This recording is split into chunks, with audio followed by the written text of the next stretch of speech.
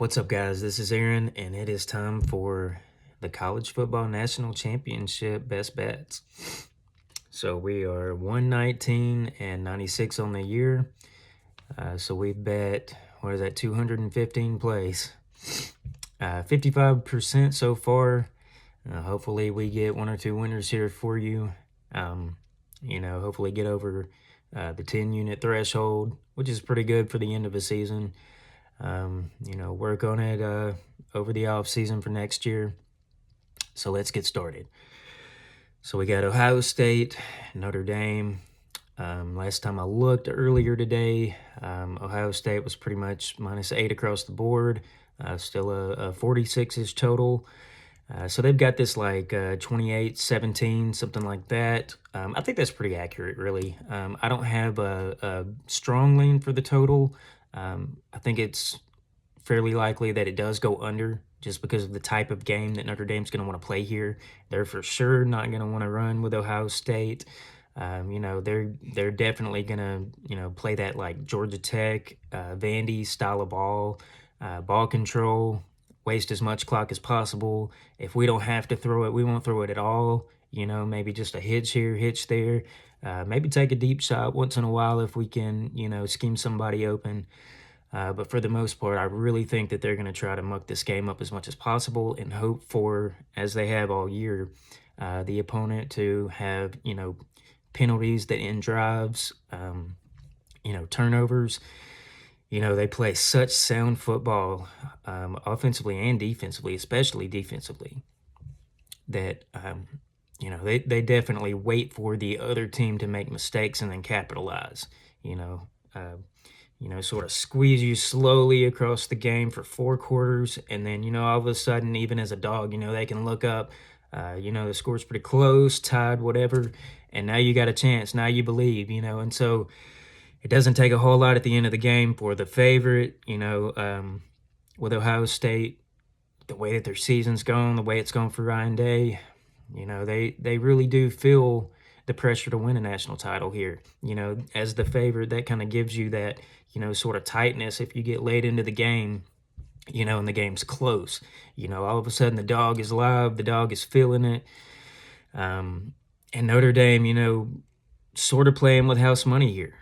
They weren't expected to be here. They closed as a dog last week against Georgia with a backup quarterback, so definitely very happy to be here, want to win, but, not necessarily expected to be here. Probably going to play feeling as more of a dog. So if you like stats here, you look through Notre Dame's schedule. Most of the teams that they played are not passing teams or teams that are not any good at passing the ball.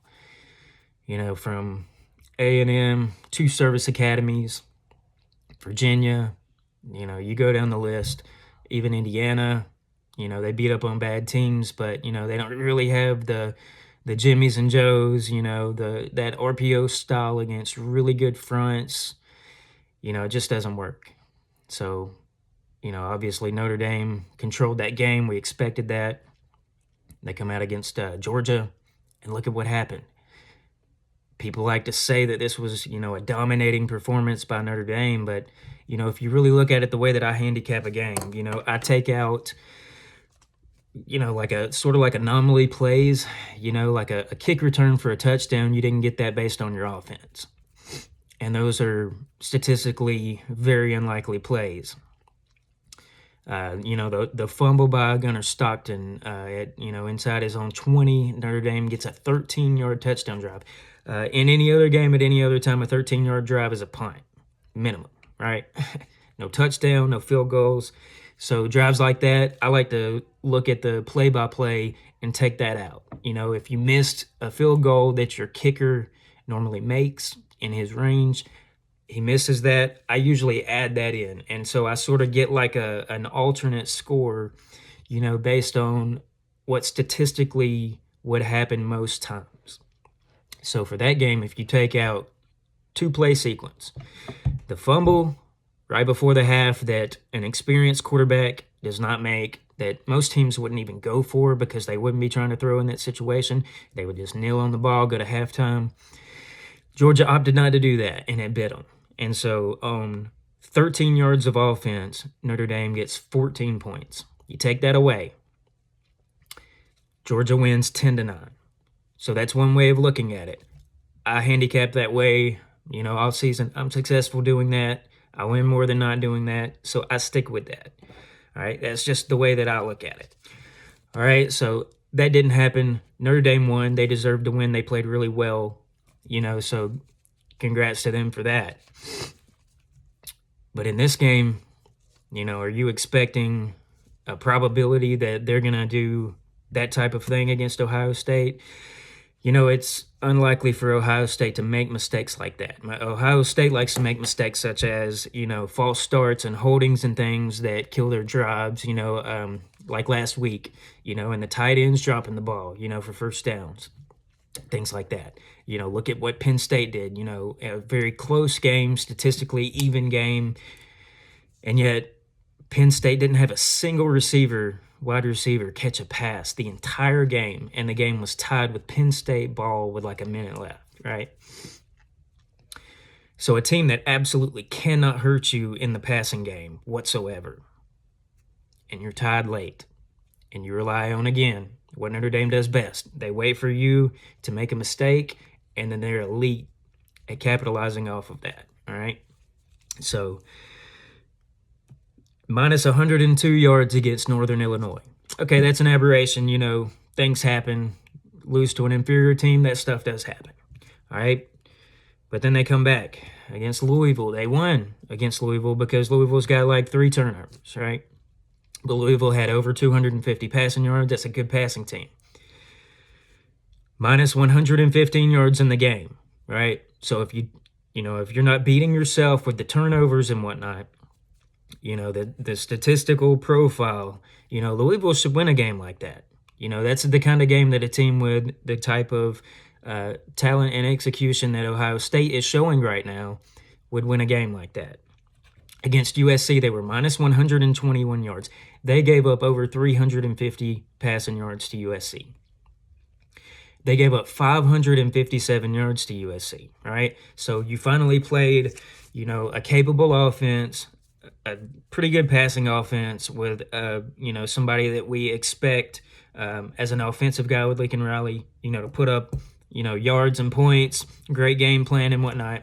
And that's a good test for Notre Dame, right? They win the game, but they also had those last 2 pick sixes at the end of the game that instead of it being a tie game, you have a team like USC that can find ways to beat themselves. Give up 14 points. Notre Dame did nothing on offense to earn those 14 points. But yet again, they're elite at what they do, and that deserves a lot of credit.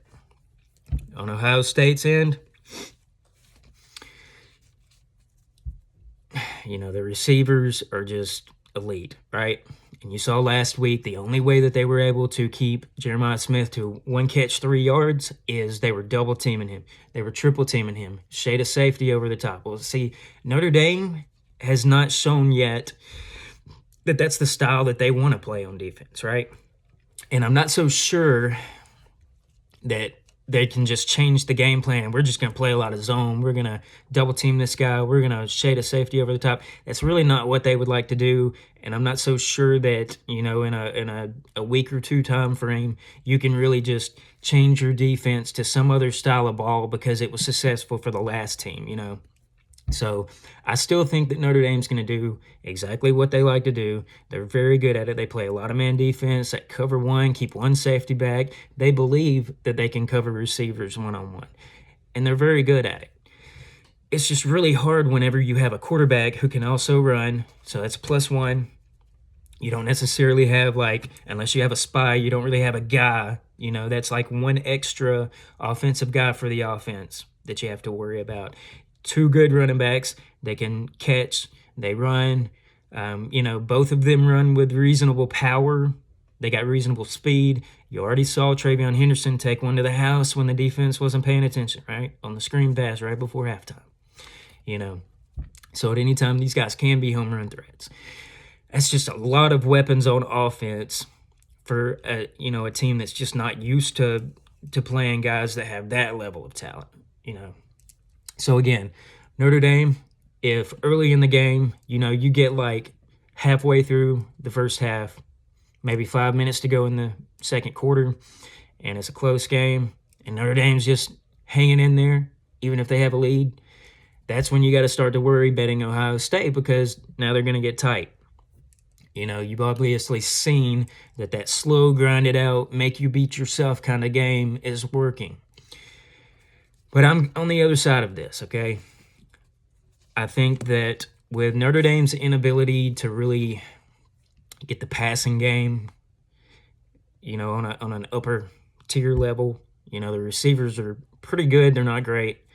They really do rely on the running backs. They really do rely on Riley Leonard, especially when they have down and distance to go. Not a short distance, but they get it, behind the chains. They're running the quarterback for 7 yards to get, 3rd and short, 4th and short, right? So what happens in games like this that I've seen for many years is when you have a team that can't take the top off the ball and they're not, pocket passer quarterback that can make all the throws to all the levels of the field. When you get towards the red zone and now you start condensing the field, these teams just have a hard time scoring touchdowns. They're just not adept at opening up the pass. They don't have that one guy that's going one-on-one and he's going to catch one on you. They don't really have that guy that's, a home run threat. Jeremiah Love's been really good, but he's also been banged up.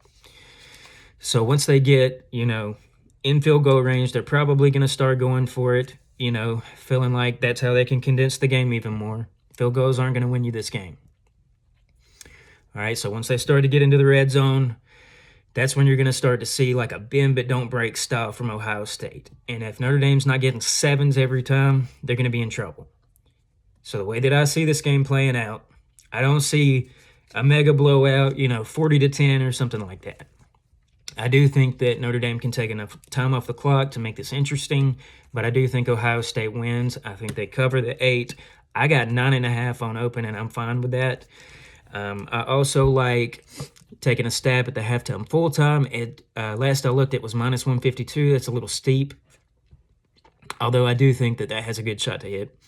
I do like Notre Dame's team total under the 17.5, just because unless they're getting, explosive touchdowns, long touchdowns, or, 20, 30, 40-yard touchdowns, it's going to be really hard once they get in the red zone to be able to punch that in for 7s instead of 3s. So I'll take Ohio State. I think this is more like Vegas has it, like a 28-17, 31-13, 31-17 sort of game. I think Ohio State wins. I think they cover. That's the official play, is Ohio State against the spread. Possibly I will add 1 or 2 of the other ones I mentioned. So stay tuned. Either my account on Twitter right now, it got somebody tried to log in on my account, so I can't log in right this minute. But I'll try to post it if I can. So definitely on the Discord. If you're not in the Discord, ask how to get in the Discord. We got a bunch of great guys. They all win. We do really well in the Discord. So join a good community full of positivity. Like, subscribe. I'm going to be back next year. Might have some off-season content. Might have a podcast up. I'm hitting 55% over 200 plays. So we went around here. Let's make some money, guys. Last game.